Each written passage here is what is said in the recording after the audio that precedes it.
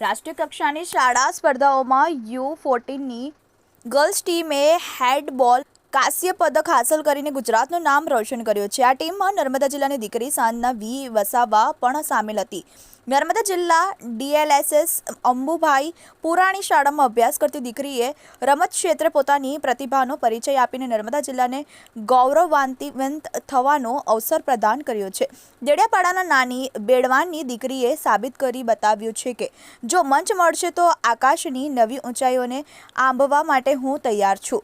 વડાપ્રધાન શ્રીના સક્ષમ નેતૃત્વ હેઠળ ભારતનું ભવિષ્ય અભ્યાસની સાથે રમત ક્ષેત્રે રુચિ દાખવી રહ્યા છે। નર્મદા જિલ્લા રમત વિકાસ અધિકારી શ્રી વિષ્ણુભાઈ વસાવાના માર્ગદર્શન હેઠળ જિલ્લાની દીકરીઓ રમત ક્ષેત્રે પોતાની પ્રતિભાથી નવી ઊંચાઈઓ હાંસલ કરવા તત્પર છે।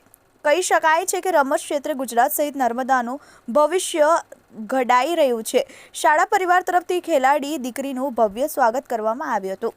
પ્રકાશ વસાવા, TV18 ન્યૂઝ, નર્મદા।